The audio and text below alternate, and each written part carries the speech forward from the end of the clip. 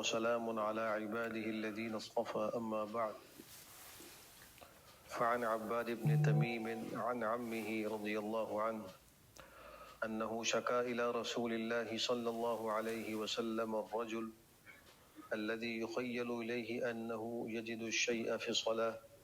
فقال لا ينفتل أو قال لا ينصرف حتى يسمع صوتا أو يجد ريحا رواه البخاری۔ حضرت عباد ابن تمیم اپنے چچا سے روایت نقل کرتے ہیں کہ انہوں نے سرکار دو عالم صلی اللہ علیہ وسلم کو ایک شخص کی شکایت کی کہ جس کو یہ خیال ہوتا ہے کہ وہ نماز میں کچھ محسوس کرتا ہے۔ فرمایا کہ وہ اپنی نماز کو نہ توڑے یہاں تک کہ آواز سن لے یا بو محسوس کرے۔ اس حدیث شریف میں وضو کو توڑنے والی ایک چیز کا ذکر ہے اور وہ ہوا کا خارج ہونا ہے۔ نماز میں ہو یا نماز کے علاوہ میں ہو، یہ ناقض وضو ہے، اس سے وضو ٹوٹ جاتا ہے۔ اس بخاری کی روایت میں کہا گیا کہ جب تک اس کو یقین نہ ہو اس وقت تک وضو نہیں ٹوٹتا، جب یقین ہو جائے تو وضو ٹوٹ جاتا ہے۔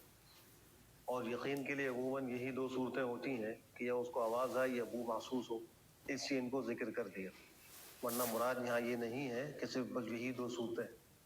جس طرح بھی کسی کو طہارت کے ٹوٹنے کا یقین حاصل ہو جائے تو اس کی طہارت ٹوٹ جائے گی اور اس کو دوبارہ طہارت حاصل کرنی ہوگی۔ اگر ایک آدمی ہے جو کانوں سے بہرا ہو اور اس کی قوت شامہ خراب ہوئی بھی ہو، ناک اس کی بند ہو، لیکن اس کو یقین حاصل ہو جائے کہ میرا وضو ٹوٹ گیا ہے، تو اگرچہ یہاں یہ دو باتیں نہیں پائی جا رہی، نہ اس نے آواز سنی نہ بو محسوس ہوئی، لیکن اس کو یقین حاصل ہو گیا تو اس کا وضو جاتا رہا۔ محدثین اور علماء نے اسی حدیث سے یہ مسئلہ بھی مستنبط کیا کہ اگر کسی آدمی کو طہارت کا یقین ہو اور پھر وضو کے ٹوٹنے کا شک ہو، یقین نہ ہو، تو اس شک سے اس کا وضو ٹوٹنا شمار نہیں ہوگا، اس لیے کہ یقین جو ہے وہ شک سے ختم نہیں ہوتا۔ جب تک اس کو یقین نہ ہو جائے یا غالب گمان نہ ہو، اس کا وضو باقی رہے گا۔ بہت سے لوگوں کو شک کی بیماری ہوتی ہے، وضو کرنے کے بعد بھی کبھی کبھار اس شک میں رہتے ہیں پتہ نہیں ہمارا وضو ہوا یا نہیں ہوا، یا استنجا کے بعد ان کو شک رہتا ہے پتہ نہیں طہارت پوری ہوئی یا نہیں ہوئی۔ تو اگر اچھے طریقے سے انہوں نے وضو کر لیا اور استنجا اچھے طریقے سے کر لیا تو اس کے بعد صرف شک اور شبہ سے نہ ان کا استنجا خراب ہوتا ہے نہ ان کا وضو ٹوٹتا ہے، جب تک کہ ان کو یقین نہ ہو۔ اللہ ہم سب کو دین کی صحیح سمجھ نصیب فرمائے۔